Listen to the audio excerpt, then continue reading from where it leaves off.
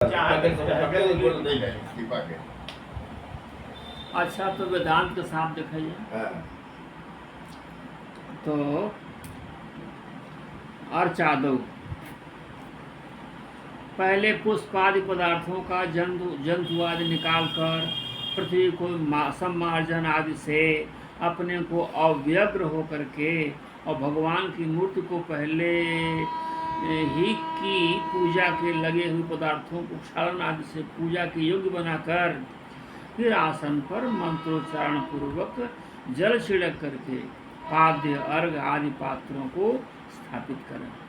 तदनंतर एकाग्रचित्त होकर के हृदय में भगवान का ध्यान करें। फिर उसे सामने की श्री मूर्ति में चिंतन करें। इसकी मूर्ति में सामने की श्री मूर्ति सामने वाली। अब हमें ताबे सुनाई है। अच्छा। तदनंतर हृदय शिर शिखा हृदयाय नमः शीर्षे स्वाहा इत्यादि मंत्रों से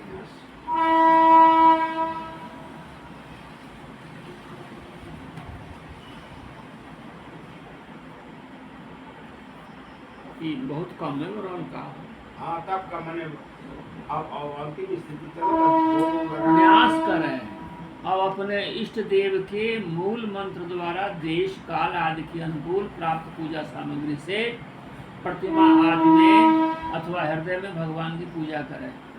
अपने अपने उपास देव के विग्रह की हृदय आदि अंग आयुध आदि उपांग पार्षदों सहित उनके मूल मंत्र द्वारा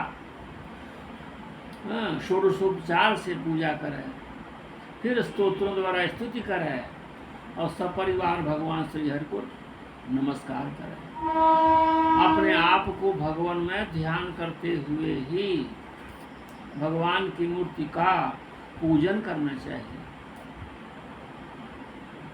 निर्माल्य को अपने सिर पर रखें और आदर के साथ भगवत विग्रह को यथास्थान स्थापित करके पूजा समाप्त करनी चाहिए। निर्माल्य क्या? माला होती है। भगवान को यही निर्माल्य जरूर दीजिए। समाल्य समाल्य निर्माल्य। नारद जी ने दे दिया इंद्र को। इंद्र अपने हाथी के डाल दिया। अच्छा। आदर आदर पूर्वक घमंड में रहना। अरे भगवान का जो पुष्प उतारने के बाद विधान है, पहले सर लगाने तब तो नहीं करनी चाहिए। और क्या? यही आदर। इस प्रकार जो पुरुष अग्नि सूर्य जल अतिथि अपने हृदय में आत्म रूप श्री हरि की पूजा करता है वह शीघ्र ही मुक्त हो जाता है। भगवान आत्म रूप है। आत्मरूप होंगे जब से भगवान भिन्न होंगे तो भगवत्ता में कमी होगी। वो अनात्मा हो जाएंगे। कोई नहीं है, निष्प्राण हो जाएंगे। हो गए ना के अब आप स्वामी जी आगे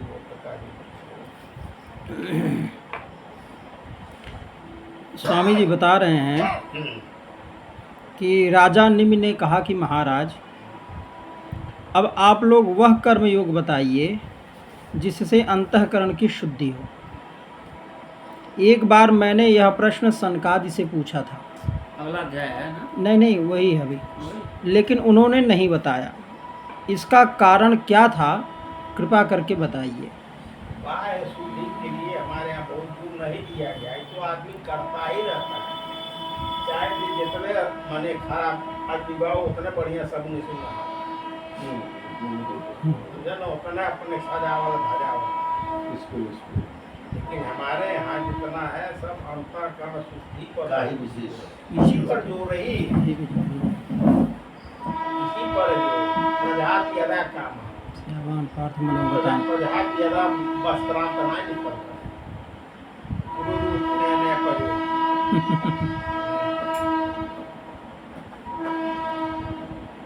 तो इस प्रश्न का उत्तर छठे योगेश्वर आविर्होत्र जी ने दिया।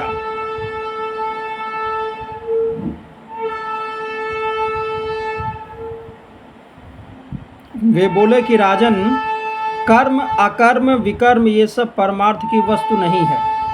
हाँ कर्म क्या है, अकर्म क्या है, और क्या है कर्म अकर्म विकर्म ये कर्म भी है, ये सब क्या है कि ये कर्म विकर्म की कबरो तक होता जी सत्य कर्म प्रभावशाली है क्या काम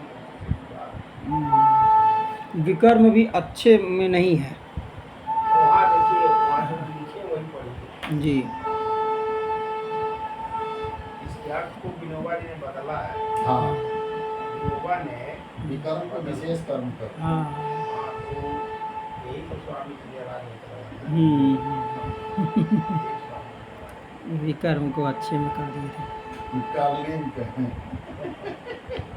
ये लिए कि जहाँ कर्म है तो उसमें विधि और निषेध दोनों रहेगा। हम लोग विज्ञान पढ़ते हैं तो उसमें भी दे रहा कि विशेष सावधानियाँ ये या नहीं करना है ये करना है। हाँ ये और साधुता के भाई अब चक्कर में- सीधा बात, कर्म माने वैदिक कर्म, अकर्म माने नहीं करने वाला, बी माने बिना वाला, अकर्म माने निषिद्ध कर्म। अ माने नहीं हाँ। नहीं करना है, और बी माने खराब। अरे नहीं तो आपको नहीं अर्थ समझिए। उल्टा हो जाता विकर्म में भी कर्म करेगा, जो नहीं करना चाहिए वो कर्म करता है।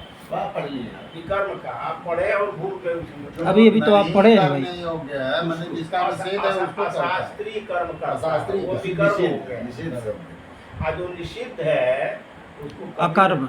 निरंजन देव जी का मैं याद है, उन्होंने कहा विधि करो या न करो, निषिद्ध कर्म कभी नहीं करना चाहिए।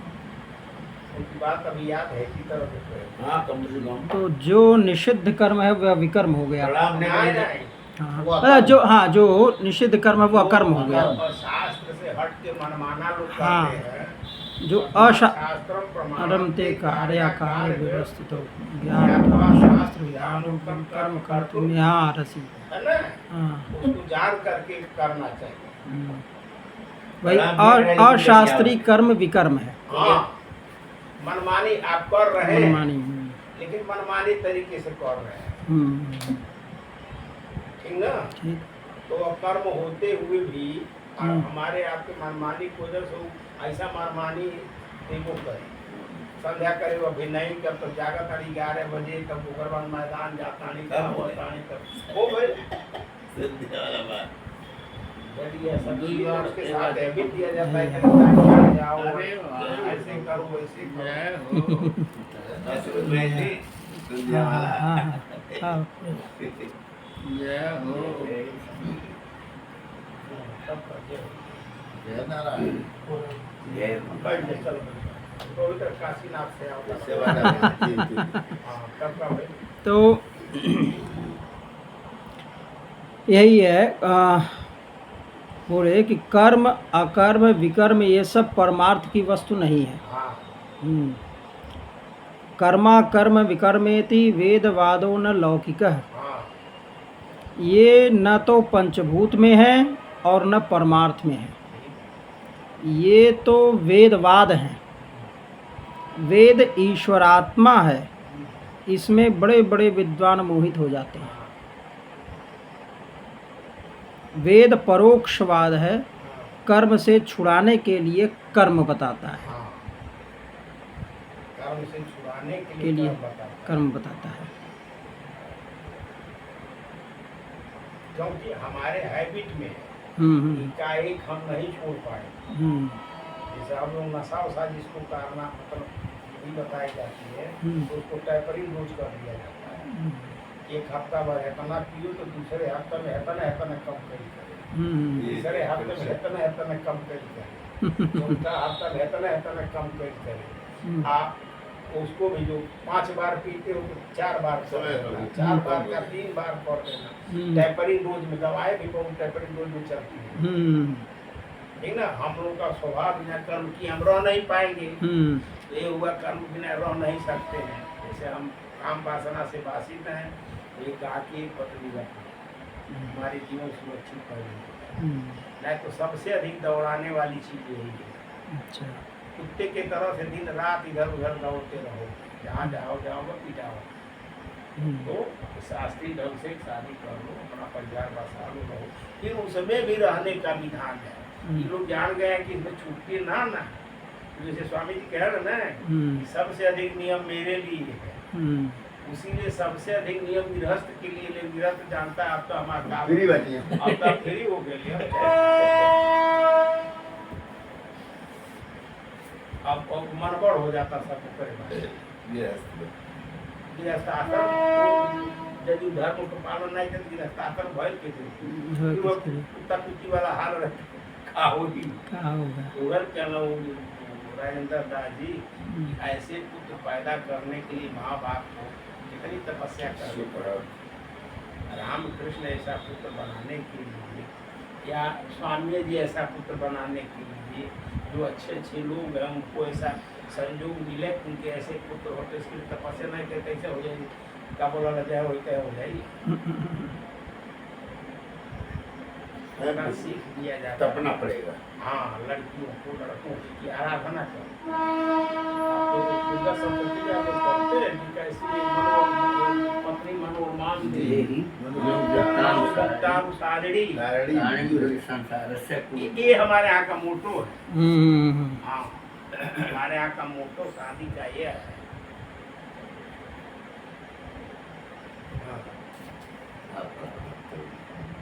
अरे आप अगर बतिया करे नहीं, लेकिन आखिर में यहाँ तो कोई नहीं। एक देश की कन्या अगर निवृत्ति मार्ग में हो जाती है तो भारत नहीं आती। अरे चलिए एक बात लेके कहाँ लेकर खरी जैसा में वक्त भाग पड़ गया चार संख्या हो गई, मान जाती है वहीं रहो, लेकिन भाग के यहाँ से फिर प्रवृत्ति में आ गई। कर्मा कर्म विकर्मेति वेदवादो न लौकिक है। ये न तो पंचभूत में है, अरे भाई तो हो रहा है कि आगे बढ़ो। हाँ, हाँ, और न परमार्थ में है। ये तो वेदवाद हैं। वेद ईश्वरात्मा है, इसमें बड़े बड़े विद्वान मोहित हो जाते हैं। वेद परोक्षवाद है, कर्म से छुड़ाने के लिए कर्म बताता है। देखिए, इसको ऐसे समझिए कि बच्चे के शरीर में मैल लगी है, मैया ने कहा कि उपटन लगा लो, साबुन लगा लो। बच्चा उपटन साबुन लगाकर बैठ गया। मैया ने कहा कि अब धो लो। बच्चा कहने लगा नहीं नहीं, यह तो मैल छुड़ाने के लिए है, अब हम इसको नहीं उतारेंगे। मैया ने कहा कि अरे नहीं, उसी के साथ तुम्हारा मैल छूट जाएगा। साबुन उबुन की थीम है ना भाई। हाँ, और क्या। कौन भारी ज्ञान सिखाता रहा। तो कर्म योग उपटन है, साबुन कर्म योग उपटन है, साबुन है, इसको लगाए बिना मैल नहीं छूटती, परंतु लगाने के बाद इसको धो देना पड़ता है। जो वेदोक्त कर्म नहीं करता उसको मृत्यु से मृत्यु की प्राप्ति होती है। मृत्यु से मृत्यु की प्राप्ति।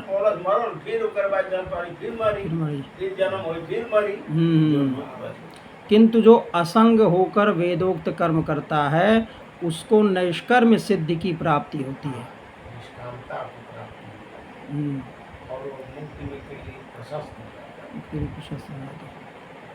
जिसे शीघ्र सफलता प्राप्ति की आकांक्षा हो उसे तंत्रोक्त विधि से केशव की आराधना करनी चाहिए।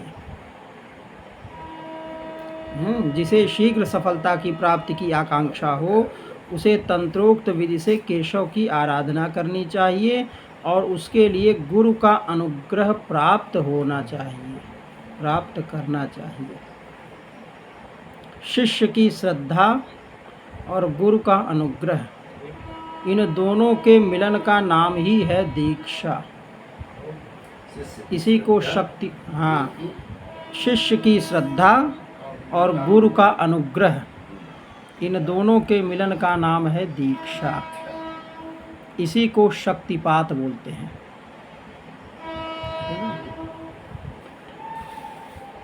इसके बाद यह प्रश्न उठता है कि कैसे भगवान की पूजा करनी चाहिए। इसका उत्तर है कि एतत् संबंधी एक एक बात गुरुदेव से सीख कर पूजा करनी चाहिए। एक एक बात। देखना चाहिए। जो लोग मूर्ति नहीं मानते और बिना आधार के ईश्वर की पूजा करना चाहते हैं वे भूल करते हैं। पूजा सर्व में होगी या एक में होगी तो एक काल भी मूर्ति हो जाएगा, एक देश भी मूर्ति हो जाएगा, एक वस्तु भी मूर्ति हो जाएगी और अपना हृदय भी मूर्ति हो जाएगा। किंतु आधार के बिना, अपने पूज्य की स्थापना किए बिना पूजा कैसे होगी?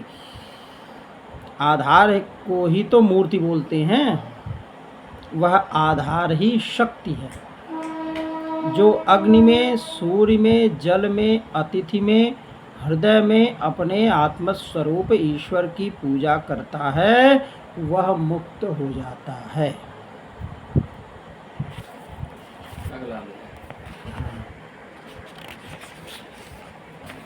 अगले अध्याय में स्वामी जी बता रहे हैं, चौथे अध्याय में, कि अब जब राजा निमि ने पूछा कि योगीश्वरों,